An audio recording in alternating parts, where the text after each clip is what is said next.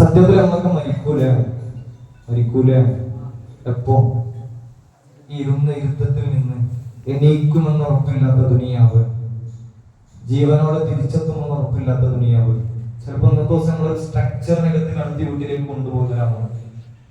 2 മണിക്കൂർ മരണം എന്ന വിഷയത്തെ കുറിച്ച് മാത്രം അത് പറഞ്ഞാലും കേട്ടാലും നമ്മുടെ ഉള്ളിന്റെ ഉള്ളിൽ ഞാൻ മരിക്കുന്നുള്ളൊരു തിരിച്ചറിവ് വരുന്നില്ല എന്നുള്ളതാണ് യാഥാർത്ഥ്യം. മരിക്കുന്ന എല്ലാവർക്കും അറിയാം. അൽഹംദുലില്ലാഹ് ഏകദേശം 7 കൊല്ലത്തോളായിട്ട് ഇബാദിന്റെ കൂടെ ഉണ്ട്. ഒരു 4 കൊല്ലം മരണത്തെ കുറിച്ച് കിട്ടുന്ന എല്ലാ സദസ്സിലും സംസാരിച്ചിരുന്നപ്പോഴും കിട്ടാത്തൊരു തിരിച്ചറിവ് മരണത്തെ കുറിച്ച് എനിക്ക് ഫീൽ ചെയ്തൊരു സമയമുണ്ട്. എന്റെ ഏറ്റവും അടുത്തൊരു സുഹൃത്തിന്റെ പലപ്പോഴും നഖവത്തില് കൂടെ ഉണ്ടാവാറുള്ള, ഒരുപാട് മജലിസിലൊക്കെ കൂടെ വന്നിരുന്നിരുന്ന 19 വയസ്സുള്ള മുഹമ്മദ് ആസിഫ് എന്ന് പേരുള്ള ഒരു ചെറുപ്പക്കാരൻ എന്റെ ഏറ്റവും അടുത്ത സുഹൃത്താണ്. ആ ആസിഫ് എന്ത് ടെൻഷൻ ഉണ്ടെങ്കിലും പൊതുവെ എന്നോട് വിളിച്ച് പറയാറുണ്ട്, ഒന്ന് കാണണമെന്ന് പറയും, എടുക്കാൻ പോണേ ഞാനുണ്ട് എന്ന് പറയും. മരിക്കാനായി എന്നൊരു തോന്നൽ അവനുണ്ടായിരുന്നെങ്കിൽ എന്നോടെങ്കിലും പറയുമായിരുന്നു തന്നെയാണ് ഇപ്പോഴും എനിക്കിങ്ങനെ തോന്നാറൊക്കെ ഉള്ളത്. പക്ഷെ ഒരു മുന്നറിയിപ്പും കിട്ടിയിട്ടില്ല. മരിക്കുന്ന ദിവസം വീട്ടിൽ നിന്ന് ഇങ്ങനെ ഇറങ്ങിപ്പോയി അവർ ഫാമിലി ഒരുമിച്ചൊന്ന് ഒരു റിസോർട്ടിലേക്ക് പോയി. അപ്പൊ കൂട്ടുകാരൻ പറയണ്ട ഇന്ന് പോകണ്ട, കാരണം എനിക്ക് 1-ാം തീയതി എക്സാം ഉള്ളതാണ്. എക്സാമിന് വേണ്ടി പഠിക്കാൻ ഞാൻ 2 ദിവസമൊക്കെ ഷെഡ്യൂൾ ചെയ്ത് വെച്ചിട്ടുണ്ട്. അപ്പൊ ഇന്ന് പോയാൽ പഠനം പ്രയാസം, അതുകൊണ്ട് പോകണ്ടെന്ന് പറഞ്ഞു. ആ ട്രിപ്പ് ക്യാൻസൽ ആക്കിച്ചു. പിന്നെ ആസിഫ് വന്നിട്ട് ഈ മാസം 31-ാം തീയതി ഉണ്ടല്ലേ, ഞാൻ പ്രതീക്ഷനേക്കാൾ ഒരു ദിവസം കൂടെ ഇറങ്ങിട്ടു. അങ്ങനെയാണെങ്കിൽ ഇന്ന് തന്നെ പോവാന്ന് പറഞ്ഞു. വീട്ടുകാരെ കൂട്ടിയാൽ കൂട്ടുകാരൻ വീട്ടിൽ നിന്ന് ഇറങ്ങി പോകുമ്പോൾ ശരിക്കും ആലോചിച്ച് നോക്കണം. 31-ാം തീയതി പഠിച്ചിട്ട് 1-ാം തീയതി എക്സാം എഴുതുമെന്ന് പറഞ്ഞിട്ടാണ് ആസിഫ് വീട്ടിൽ നിന്ന് ഇറങ്ങുന്നത്. പക്ഷെ തിരിച്ചു വരുമ്പോൾ അവരുടെ മൂടിന്റെ മുമ്പിൽ അവരുടെ മയ്യത്ത് എടുക്കുന്ന സമയം നിങ്ങൾ എഴുതി വെച്ചിരുന്നു. സത്യത്തിൽ ഇതാണ് ദുനിയാവ്. നമുക്ക് എത്ര നേരം പ്രസംഗിച്ചാൽ പോലും ഞാൻ മരിക്കുന്നുള്ളൊരു തിരിച്ചറിവ് കിട്ടുന്നില്ലല്ലോ. ഈ സദസ്സിൽ വന്ന് എല്ലാവരും ബ്ലഡ് ടെസ്റ്റ് ചെക്കപ്പെടുത്തി. ഒരു ഡോക്ടർ ഒരു പഠനത്തിന് വേണ്ടിയിട്ട് കുറച്ച് ബ്ലഡിന്റെ സാമ്പിൾ വേണമെന്ന് പറഞ്ഞു. അങ്ങനെ റേഞ്ച് പറ്റിയത് കൊടുക്കാൻ റെഡിയായി. ഇവിടെ വന്ന എല്ലാ ആളുകളും ബ്ലഡിന്റെ ഒരു സാമ്പിൾ ഈ ഡോക്ടർക്ക് കൈമാറി. അങ്ങനെ അദ്ദേഹം ഈ സാമ്പിളുമായി പോയി. നാളെ റേഞ്ചിന്റെ ഉത്തരവാദിത്തപ്പെട്ടവരെ വിളിച്ചറിയിക്കുകയാണ്. ഇന്നലെ ആ സദസ്സിൽ വന്നിരുന്ന ഏതോ ഒരാളുടെ ബ്ലഡ് ക്യാൻസറിന്റെ 4th സ്റ്റേജ് കാണുന്നുണ്ട്. അയാള് ഒരാഴ്ചക്കുള്ളിൽ മരിക്കാൻ സാധ്യത ഉണ്ടെന്നൊരു റിപ്പോർട്ട് വരും. അങ്ങനെ റേഞ്ചിന്റെ ഉത്തരവാദിത്തപ്പെട്ടവരെ നമ്മൾ ഗ്രൂപ്പിലൊക്കെ അറിയിച്ചു.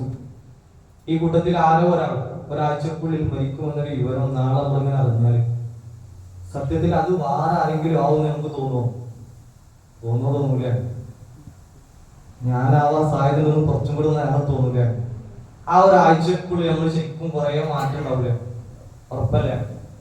സത്യത്തിൽ ഡോക്ടർമാർ പറയുന്ന എല്ലാ വിധിയേക്കാളും വലിയ, എല്ലാ ഡോക്ടർമാരെക്കാളും വലിയ ഡോക്ടർ മുഹമ്മദ് റസൂൽ സ്വല്ലല്ലാഹു അലൈഹി വസല്ലം ചെറുപ്പിന്റെ മാറും കാലും ഇങ്ങനെ ചേർന്ന് നിൽക്കുന്നതിനേക്കാൾ അടുത്ത് മരണം ഉണ്ടെന്ന് പറയുമ്പോൾ വല്ലാത്തൊരു യാഥാർത്ഥ്യമാണ്. നമ്മൾ ഉള്ളിൻ്റെ ഉള്ളിൽ എവിടെയോ ഒരു പ്രതീക്ഷയാണ്, ഇങ്ങനെ സമയമുണ്ട്. ഇപ്പൊ ഈ സദസ്സിൽ ഇരിക്കുന്ന സമയത്ത് അസ്രായേൽ ഒന്ന് പോകല്ലേ എന്ന് ചോദിച്ചാൽ ഓക്കെ ആണെന്ന് പറയാൻ പറ്റുന്നവരാണ് നമ്മള്. കേട്ടെ, ഒരുപക്ഷെ നമുക്ക് അങ്ങനെ പറയാൻ കോൺഫിഡന്റ് കിട്ടുന്നില്ലെങ്കിൽ ഇനി എവിടെയോ സമയം ഉണ്ടെന്നുള്ള തോന്നൽ ഉണ്ടാകുമെന്നല്ലേ നമ്മൾ ഇനിയും ഒരുങ്ങാതെ അങ്ങനെ മാറ്റി വെക്കുന്നതിന്റെ കാരണം ഒരു പക്ഷെ. അള്ളാഹു നമ്മളെ ആക്കട്ടെ. മരിക്കുമ്പോ ഈമാൻ സലാമത്തായി മരിക്കണം. അത് ഇന്ന് മരിക്കണമെങ്കിലും പരിപൂർണ്ണ ഈമാനോടെ ഹബീബിനെ കണ്ട് ആസ്വദിച്ച് മരിക്കണം. അള്ളാഹു തൗഫീഖ് നൽകട്ടെ. ശരിക്കും ഇങ്ങനെ ചിന്തിക്കുക, നമ്മുടെ കൽബിനകത്ത് എല്ലാവരെക്കാളും മുത്തനബി ആയിട്ടുണ്ടോ, എല്ലാത്തിനേക്കാളും മുത്തറസൂലുള്ളാഹ് നടന്നിട്ടുണ്ടോ? ഒരു ചിന്ത വരാണ് സത്യത്തിൽ ഈ യുദ്ധത്തിന്റെ ലക്ഷ്യം. ഇഷ്ക് മജ്‌ലിസ് എന്നൊക്കെ പേരിടാനല്ലാതെ ഇഷ്ക് എന്താണെന്ന് അറിയാത്ത ആളുകളാണല്ലോ. പറയണ ഞാൻ എന്തായാലും അങ്ങനെയാണ്. അതുകൊണ്ട് പിന്നെ അത് പറയാനോ അവതരിപ്പിക്കാനോ കഴിയുന്ന സാധനങ്ങൾ ചിന്ത വരില്ലാണ്. ഇഷ്കിലേക്ക് എത്താനുള്ള ഒരു ചിന്ത. ആ മുണ്ടക്കയിൽ ചൂരൽമലയിൽ ഉൾപ്പെട്ട് നമ്മളൊക്കെ ശരിക്കും മനസ്സൊന്നും മാറിയിട്ടില്ല. ഒരു വല്ലാത്ത ദുരന്തത്തിന്റെ അവസ്ഥ. അവിടെ പോയത് കണ്ടനുഭവിച്ച പലരും ഉണ്ടാവും. ഞങ്ങൾ ഇബാദിന്റെ കൂട്ടുകാരെ കുറിച്ച് അവരെന്ന് ആശ്വസിപ്പിക്കാൻ വേണ്ടി, ആ പ്രയാസത്തിൽ കഴിയുന്നവരുടെ ദുആയിൽ ഒരു ഇടം കിട്ടാൻ വേണ്ടി ഞങ്ങൾ പോയിരുന്നു. പലപ്പോഴും അവരെ ആശ്വസിപ്പിക്കാൻ വേണ്ടി ചെന്ന് ഞങ്ങൾ കരഞ്ഞിട്ട് തിരിച്ചു പോകാൻ അവസ്ഥ വന്നിട്ടുണ്ട്. അവരുടെ സങ്കടങ്ങൾക്ക് മുമ്പിൽ ഒന്നും പറയാൻ കഴിയാത്ത അവസ്ഥ. അത്രമേൽ ഭീകരമാണ്. അല്ലാഹു അവർക്ക് പരിഹാരം കൊടുക്കട്ടെ, ഹൈറാജ് പകരം കൊടുക്കട്ടെ. ആ ഒരു ഉൾപ്പെട്ടലിനെ കുറിച്ച് വെറുതെ ഇങ്ങനെ സങ്കല്പിക്കും. അന്നിങ്ങനെ അതിൽ പെട്ടുപോയ ചില ആളുകൾ അനുഭവം പറഞ്ഞത്, 1ാമത്തെ പൊട്ടൽ ഇങ്ങനെ പൊട്ടി വെച്ചു, വീടൊക്കെ ശരിക്കും ഇങ്ങനെ വെള്ളത്തിലായിട്ടുണ്ട്, അല്ലെങ്കിൽ മണ്ണും വെള്ളമൊക്കെ മിക്സ് ആയിട്ട് കഴുത്തോളം നരയോളൊക്കെ ആകെ ചളിയിൽ പെട്ടിട്ടുണ്ട്. മെല്ലെ ഞങ്ങളിങ്ങനെ വീടിന്റെ വാതിലൊക്കെ പൊളിച്ചിട്ട് മെല്ലെ ഇങ്ങനെ കയറിയിട്ട് കുറച്ച് ഹൈറ്റുള്ള സ്ഥലത്തേക്ക് ഇങ്ങനെ കയറുന്നു. ആ ഹൈറ്റുള്ള സ്ഥലത്ത് നിന്ന് രണ്ടാമത്തെ പൊട്ടൽ വരുമ്പോൾ ഞങ്ങൾ വീടടക്കം പോകുന്നത് ഞങ്ങൾ ഇങ്ങനെ കാണുകയാണ്. പ്രിയപ്പെട്ടവർ മണ്ണിനടിയിൽ വിട്ടു പോകുന്നത്, വിളിച്ചു കരയുന്നത്, ഒന്നും ചെയ്യാനാവാതെ ഞങ്ങളിങ്ങനെ നോക്കിയെന്നൊരു രംഗം. ആ രംഗം ഇങ്ങനെ എക്സ്പ്ലെയിൻ ചെയ്യുമ്പോൾ ശരിക്കും അതിന്റെ ഗാംഭീര്യം ഒരു മുഖത്തോരും കാണാൻ പറ്റുന്നുണ്ട്.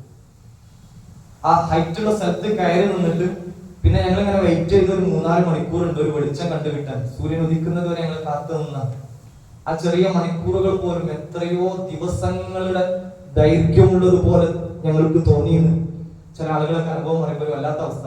മനുഷ്യരൊക്കെ ശരിക്കും ഞങ്ങൾ ഓർത്തുന്ന ഒരു പറയുന്നത് നമ്മളൊക്കെ കാക്കട്ടെ. ഇതുപോലെ ഒരു ഉരുൾപൊട്ടൽ നമ്മളിങ്ങനെ വെറുതെ മനസ്സിൽ സങ്കല്പിക്കും. ഇപ്പൊ ഒരു ഉരുളിങ്ങനെ പൊട്ടി ഒലിച്ചു വരികയാണ്, മൊത്തത്തിൽ മൊത്തം കൊണ്ടുപോകാണ്.